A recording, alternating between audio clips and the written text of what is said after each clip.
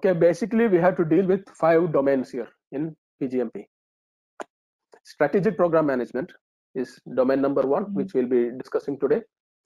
Program lifecycle, which is quite a huge one. We'll be discussing that tomorrow only. That is covering around 44%. So you can expect the majority of the questions there. Benefits management also we will discuss today. 11%, not bad. Stakeholder management, 16%.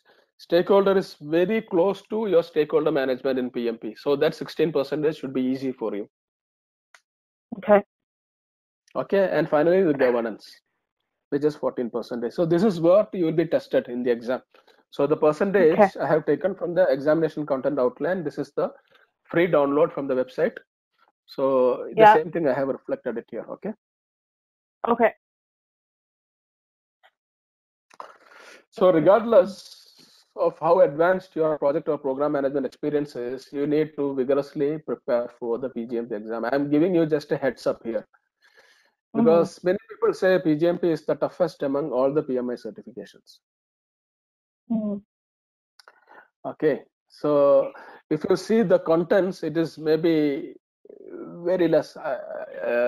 PMBOK is like, if I remember correct, 700 pages. But the standard for program management is less than 200 pages. Okay. So the content wise, it is less. And as I told you day before yesterday, please bear with me to hear a lot of theory today and tomorrow. It is hardcore theory. Yeah. In PMP, you have like input, tools and techniques, output, and at least earned value, then some network diagram calculations and this and that. But here, the majority, 80 to 85%, 80 or maybe up to 90%, it's hardcore theory. So I don't know, you're a fan of theory or you're a fan of calculations? None. But we'll see. Okay. Good answer. So, but unfortunately, it's hardcore theory here in program management. For me, in my exam, if I remember correct, I did not get even single calculation, or at the most one or two from 170 questions. So it was all theory. It was all asking about the scenarios. You are in the middle of a program, this happens, that happens, you are doing strategic alignment, that happens, you are on benefits delivery. So majority of the questions were scenario based and all theory. So we'll be discussing entire theoretical things today and tomorrow. Okay. And many people ask how much time we need to prepare for the exam. So we say around 2 to 3 months after the completion of the course. Let's say from tomorrow, 2 to 3 months is ideal time for you for your preparation, because you need to read this standard multiple times. You need to highlight all the important points. Also, you need to brush up your project level knowledge. And the main thing here is you need to do a lot of questions, lot of different types of questions. The more number of questions you do, the more confidence, the more exposure you have to the different types of questions. So lot of mock exams if we can do. Unfortunately, unlike PMP, there are for PMP we have hundreds of resources, hundreds of mock exams available all over the internet. But for PGMP, the options are not that much. But I'll try to give you some options which I have come across, which will be helpful for your preparations. Okay. And there are some very cost-effective resources in Udemy. You know Udemy? Say that again. Udemy, U-D-E-M-Y, Udemy. That's a website. I think I know that, but I don't have an account. Is that free? Udemy is a learning website. Platform. A lot of hundreds of courses are there. In that, some are very, cost-effective, like $19, $20, and all. You will get mock exams. Oh, okay. Good to know. Yeah, sometimes like in offers, even for $10 you are getting mock exams, and that to lifetime access. Okay. Okay, so I will give you some good references after the end of the course. Okay. Okay. Because you need to do a lot of mock exams. Number one, because you need to do the time management. A lot of questions in PGMP is like lengthy questions, like 5, 6, 7 lines. So by the time you finish reading the question, already 1 minute is over. Mm. So the more you practice lengthy questions, the more confidence you will gain. Okay. Mm-hmm. So very high level of preparation is required. I'm just giving you a heads up. I'm not frightening you, but I'm just giving you the right path. Okay. No, it's good to be more serious at the beginning, right? Yeah, exactly. And also in LinkedIn and all, there are like PGMP groups, social groups, and in PMI is administering one website called projectmanagement.com. Projectmanage.com. So there all you will see groups for preparations, and you will get a lot of information and questions being discussed and all. If you are interested, you can join such groups as well. Yeah. About PMI, I am not telling you much because you are already aware of this. Like around 3 million professionals, they have already delivered value. It was founded in 1969. Right now, they are offering 8 certifications. And I heard they are increasing the number of certifications. They are going to add more certifications right now. And PMP is going to have a major change in January 2021. It's going to be a huge change for PMP exam. They're going to add around 40 to 50% of agile into PMP. A lot of changes are going to come because they always want to make it relevant, all the certifications relevant to the market requirements.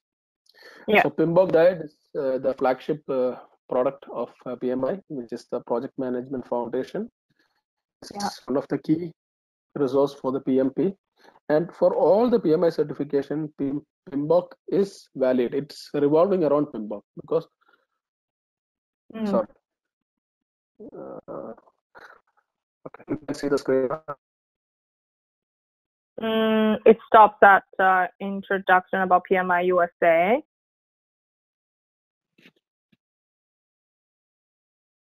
Actually, I don't think I can hear you right now.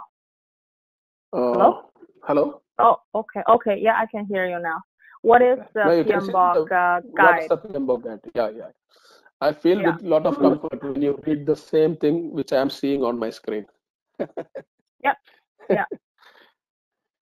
Okay, so about PMBOK, you just need to brush up your memory. Don't go into the deep details because you are not doing the project management, you are doing the program management. You will go into the deep details of the standard for program management, but you will just brush up your knowledge with the PMBOK. I'm not going to much details on this, okay? Yeah, that's fine. We can kind of skip this. Yeah. PMI fact file already we discussed, so I'm going to skip this one also. So regarding the some of key information already we had discussed about the panel review, and the exam is going to contain 170 questions. PMP, if you remember, it was having 200 questions, and out of those 200 questions, 175 was only valued. I mean, 25 questions were like their quality check, or they call it as pre-test. Yeah.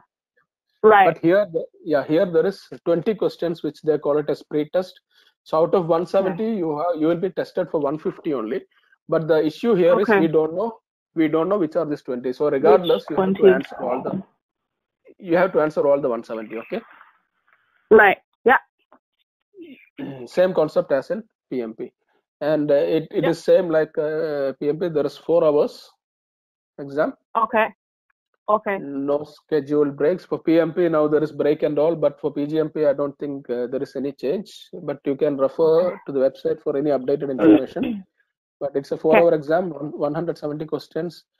No negative marking, which is good thing. Till now, they did not introduce negative marking. Don't know whether they will introduce in the future.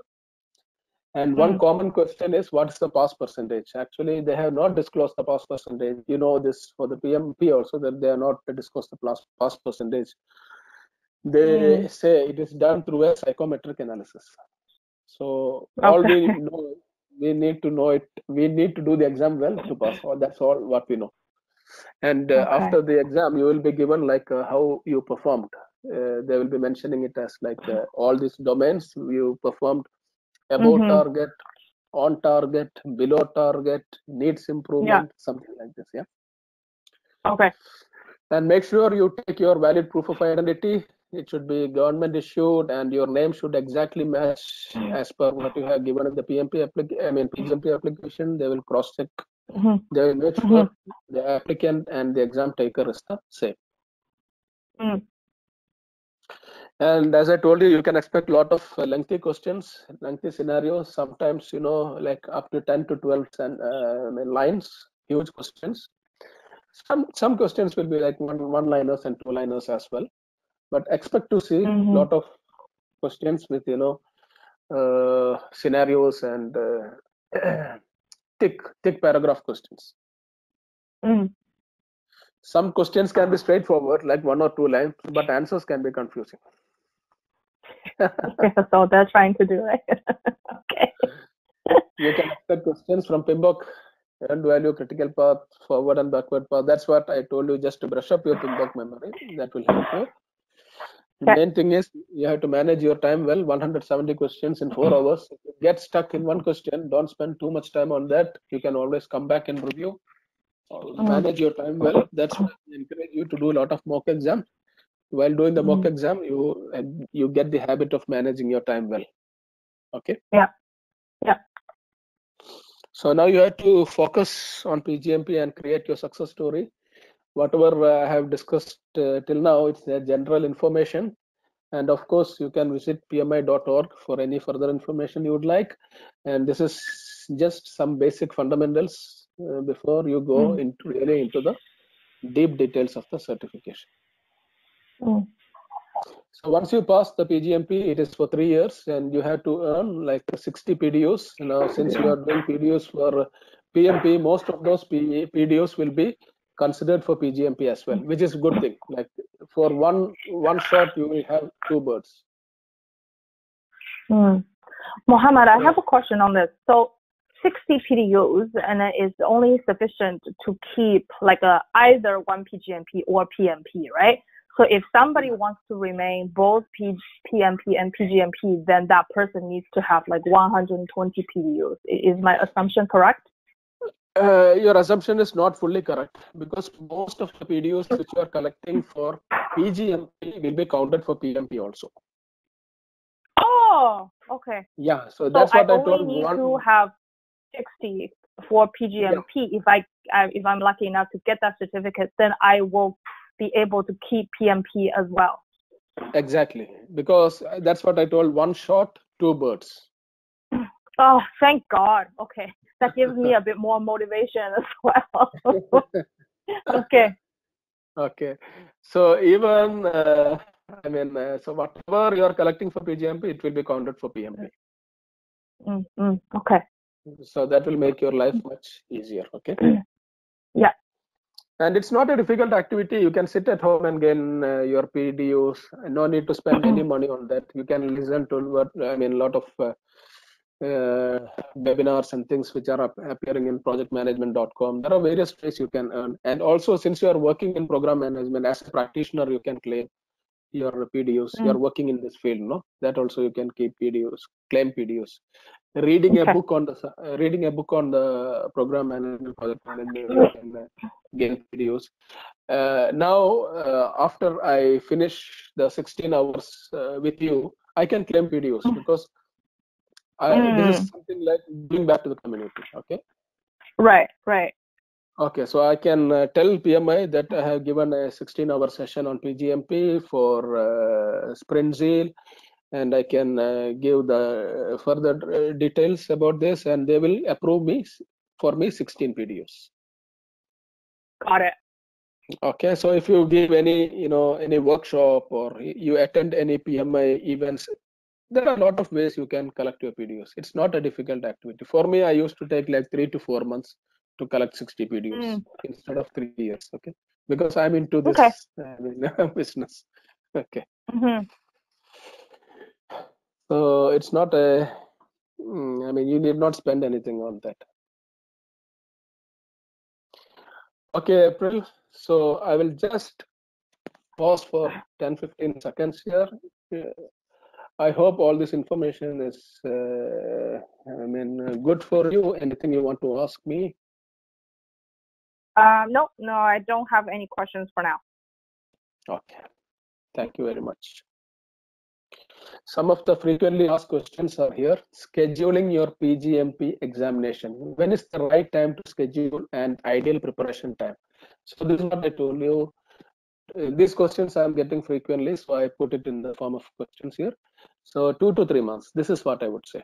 Like once we finish this contact hours, 2 to 3 months ideally. So there is a principle in PMP we used to learn, which we call it as Parkinson's law, if you remember. Do you remember Parkinson's law or No. Student syndrome? Okay. Parkinson's law states that the work expands to fill in the time allocated to it, which means there is a task you need to do. Okay. If you schedule that task for 1 week, perhaps you might finish that in 1 week. Okay. The same amount of work, you schedule it for 2 weeks, you can see it is just expanding to fill into the 2 weeks. Right. Okay, so it is very much applicable here. So if you want to finish the PGMP, let's say in 3 months, you will try and finish it in within that 3 months. So if you schedule, if you make yourself it a 6 months project, so it will expand it to 6 months. So that's the Parkinson's law. Like work expands to fill in the time allocated to it. Yeah. So try to fix. This is from my own experience. 2 to 3 months is an ideal period. PGMP examination, application support is one area which we discussed already. Many people get stuck. You want to make sure you write a very professional application and convince them you have a program level experience. This is something we will be discussing again towards the end tomorrow. And I also told you about becoming a PMI member. If you become a PMI member, you will get a discount on your examination fees. Yeah, I realized that. Yeah. Yeah, it's not a big discount, it's a small discount, but still more than the discount, the good thing is you can download all the materials like Standard for Program Management version 4, you can download it and it will be licensed to you. There will be your name in the footer and it will be a password protected document, so only you can access it. And I think they made it even non-printable. You cannot even print also, but you can have the soft copy. And this is, as I told you, the core material for your PGMP. This book, Standard for Program Management. So it is indispensable material for your preparation. You need to have this book. There is no other alternative. But this book would be, even if I don't become a membership even if I don't become a member. If you don't become a member, you'll have to purchase it, which is very expensive.